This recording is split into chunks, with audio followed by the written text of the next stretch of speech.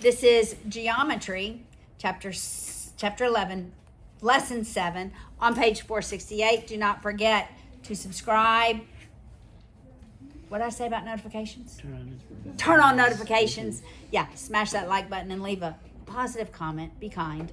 All right, so we're on page 468. All right, this lesson is called the law of sines and cosines. All right, I'm going to write the law of cosines over here.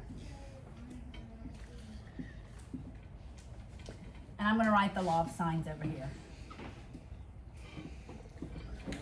Okay, when do we use the cosine and the sine? When do we use those trig ratios?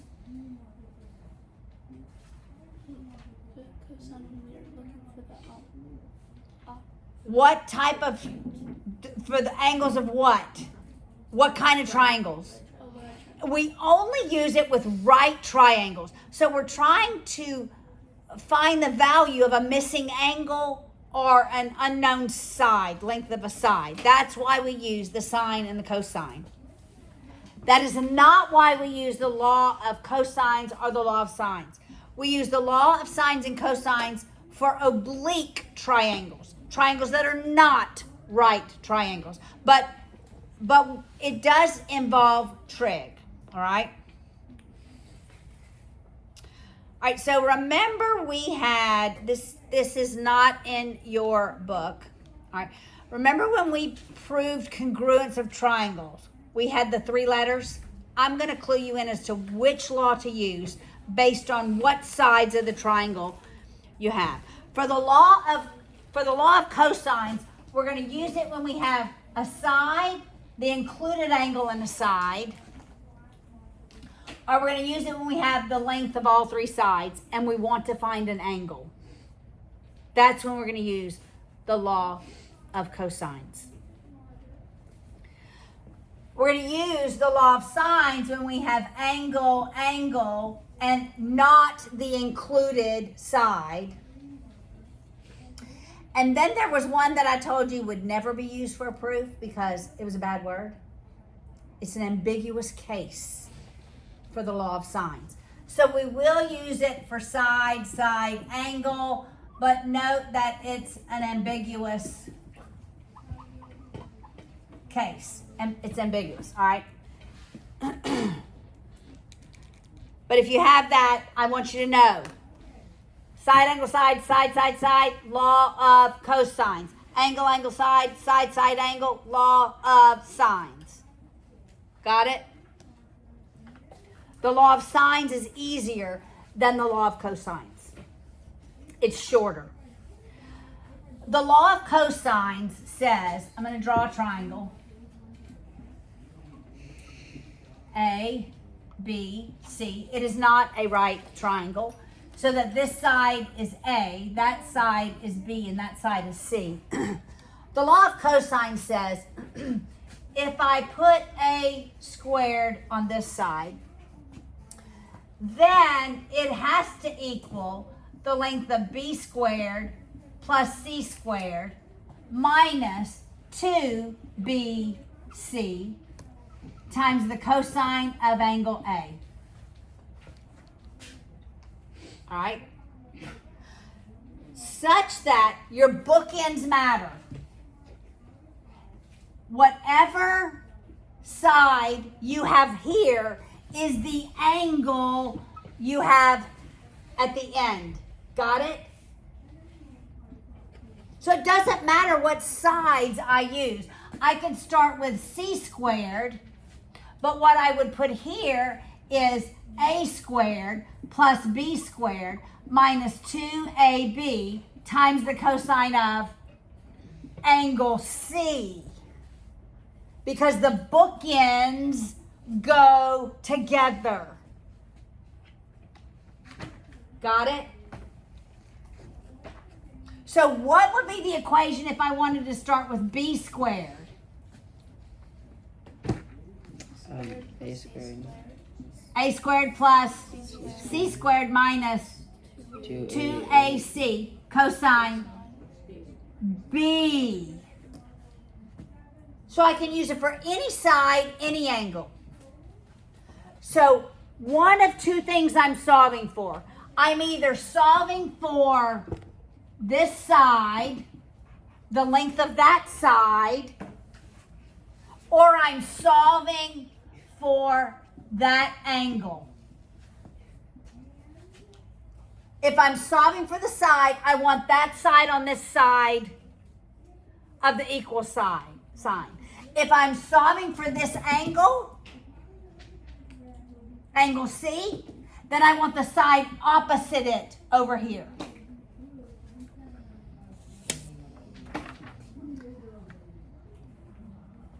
All right, let's look at number 1 on your law of cosine sheet. And we'll do the math. All right, so we have A, B, C, given as 29, 13, 41 degrees. I have side, angle, side. My brain says law of cosines. I want to solve for this side, which I could label it lowercase c, because it's opposite angle C. So if I want to solve for this side, then it's going to be C squared equals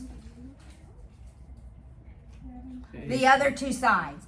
29 squared plus 13 squared minus 2 times 29 times 13 times the cosine of 41 degrees.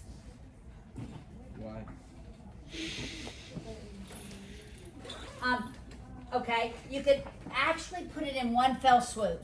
You could just take the square root, because that's going to give me the value of it. Or if you do it, then you can do square root and pop in your answer. Why? Why is that equal that plus that and that minus that? Why? Because it has to do with, if I drew a right triangle, then I could, that's what you end up having. You could make this into right triangles. Also, And it has to do with the ratios. All right, so are y'all going to do this in your calculators? Let's make sure. so this is the cosine? This is the law of cosines. I need to see y'all can do this in your calculators. Could I borrow a calculator? Yes. How many points do we have? Go to 2 decimal places.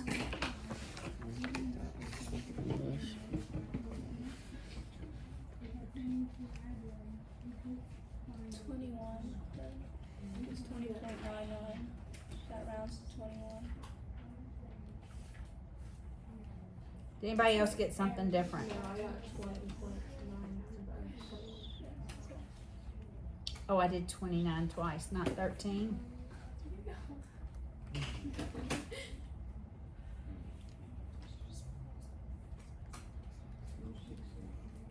Okay, so you probably ended up getting 20.9988. So I would just say 21. Yes? Yes. Dude, that takes forever. What is this? It's a lot to enter, isn't What's it? the point of this? What is the point? To solve the length of an unknown side of an oblique triangle. Why don't we just use a tape measure or whatever? Because oftentimes you can't in real life. Because this has to do with not right triangles, that maybe we're trying to find the height of something tall. Like my son he's a chemical engineer, and he was trying to figure out how to fit this huge, I'm going to call it a bucket for the lack of a better word, to receive the flour in, that had to tilt at a certain angle. And he called me and he said, I'm not sure how to do this. And as I thought about it, I looked at his drawings, and y'all, I don't know engineering, but I know math. And I said, son, I think you need to use the law of cosines to figure out the angle to tilt it. Yes. Where it says error. Okay. Let me look at it.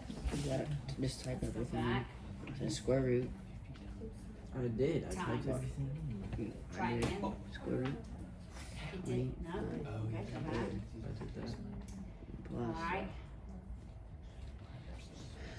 13 Let's squared close it. minus 2. Let's see if that worked. There we go. It didn't like to not close the angle. All right. I wrote exactly the first All right. Everybody have that? And then cosine. Got it? All right. Let's look at number 7 on your page. Look at number 7. I think it's the same thing as you then.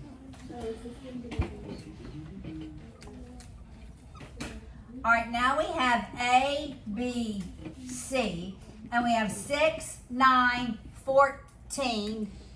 That's not 14. No. 14. And I want to find what is the measure of angle A. So what's going to be on the right-hand side of the equal sign? If I want to find this angle, I'm starting with 14. So it's going to be 14 squared equals, this is side, side, side, and I'm solving for an angle, equals 9 squared plus 6 squared minus 2 times 9 times 6 times the cosine of A. Now's when I have to do some math. That's All right? supposed to look. So the first step I'm going to do is I'm going to subtract 9 squared and subtract 6 squared on both sides. So that I have 14 squared minus 9 squared minus 6 squared equals negative 2 times 9 times 6 times the cosine of A.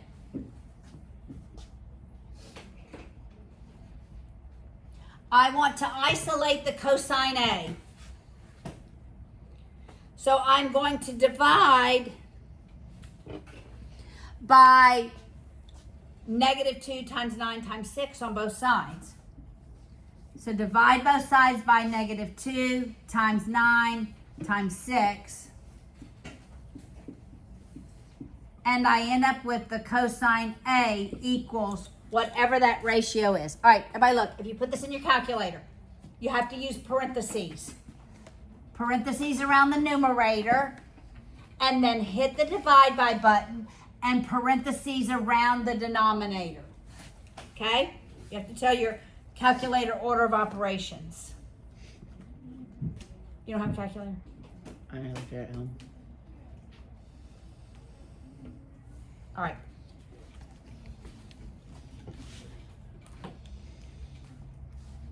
How old is this one? It's new. It is? It costs over $100. Oh yeah. Yeah, those are What is this? What under is this 20. doing? all right. You should get something less than 0, a decimal less than 1. What's this do? You want it in decimal? Does it give it to you otherwise? What'd you get? I got like a good. I got like a negative. I got this and then I translated it. Do you want it in decimal or fraction? Yeah, is it negative? Everybody get a negative? Mhm. Yeah, it can be negative. Negative 1. Okay, so it's negative 0.73.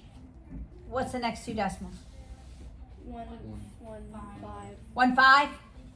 1.5? This negative tells me that it's going to be, Dang it. in quadrant 2, it's going to be between 90 and 180 degrees. That's going to be a big angle. All right? So, how do I now find the angle? Do y'all remember? Inverse. I do inverse cosine of negative 0.7315 will give me angle A. Okay, you're just going to do shift cosine. Could you go back a little bit? Yes. Go back where? To the part right after you said hit the notifications button, please. No. You can watch the video, actually. Not All right. make it any What was the clearer. angle? 137.0123. Okay, we'll go to 2 decimal places. We'll just go to 137. All right, that's 137 degrees. Wait, so you do cosine inverse whenever you want to find an angle? Yes, yes. All right. I'm gonna let y'all work a couple in a minute. All right, but let's move on to the law of sines. I really don't want to work any ambiguous cases. I just want to work the angle side. But the law of sines says, if I look at that triangle, it uses ratios. And the ratios of the sine of an angle over the side opposite it, they're always going to be equal. So if I do the sine of angle A over the side related to angle A, it's always going to equal the ratio of the sine of B over its corresponding side, and that will also equal the sine of angle C over the length of side B. So I can use either of these ratios to make a proportion and solve for one of the sides. All right, so we will look at number 2. I'm only going to work angle sides. All right, so number 2 on your handout is A, B, C. That's 53 degrees, 44 degrees, 7. And it wants to find the length of AB.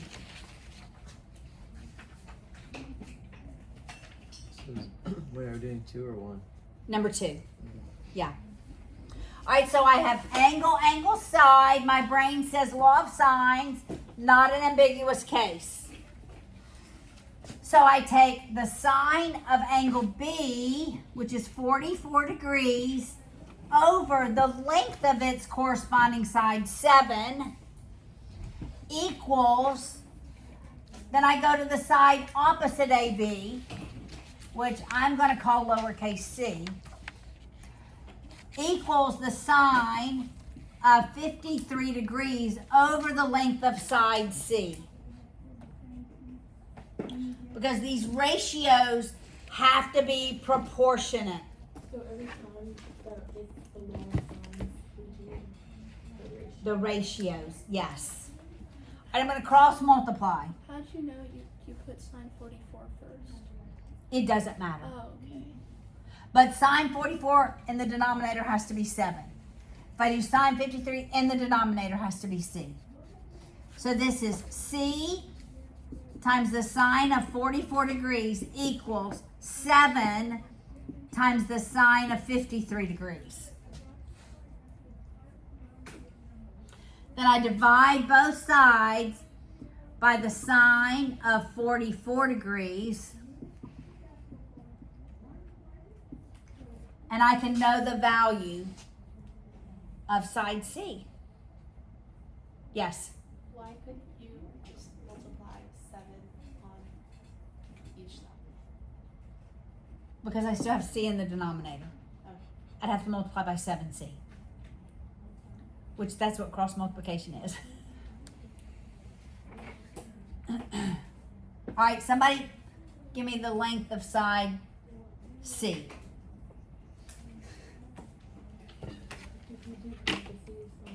I would use parentheses, yes. Okay, so you're going to have to do open parentheses. 7 times sine. Your calculator is going to open parentheses. You have to close twice to have the correct number of parentheses. Then you're going to do divide by. You don't have to do parentheses for this. There's only one term in the denominator. Sine 44, but you do have to close it.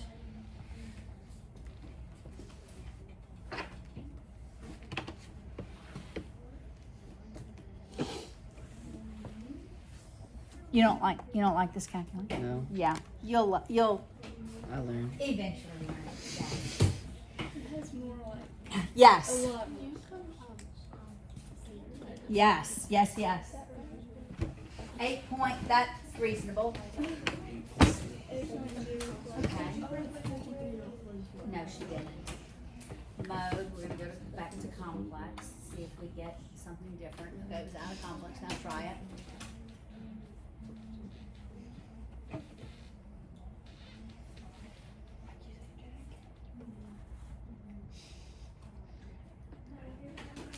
Alright, that looks like it's doing right. What'd y'all get? 8.04776679. 8.05. 0478. Okay, could I solve for side A? Now you could? Yeah. I can. Because can I know what angle A is? Oh, actually, yeah, just take the angles. Just, yes. So solve for me what angle A is, and we will solve for side A. What is angle A? Why? You could have just. 83. Is it 83? Somebody else confirm? Yeah.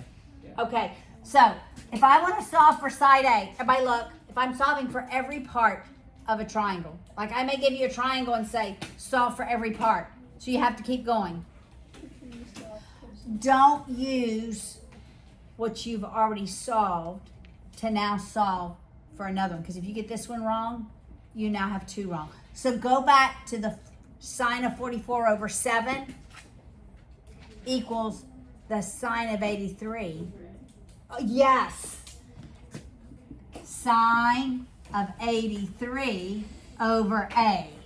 So use what was originally given to solve every other part. The law of sines is so much easier than the law of cosines. Actually, I feel like y'all are getting this. No. You can. I'm gonna let y'all work a few examples on your own. That will help.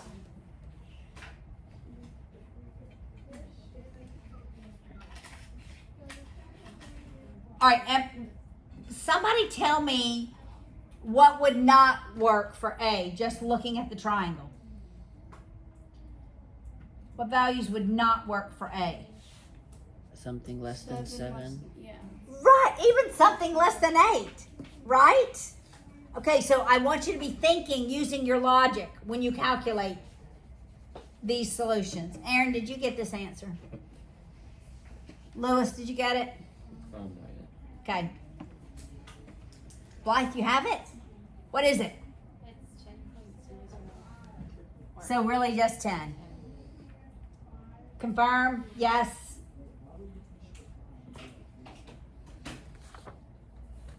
Can you cross multiply?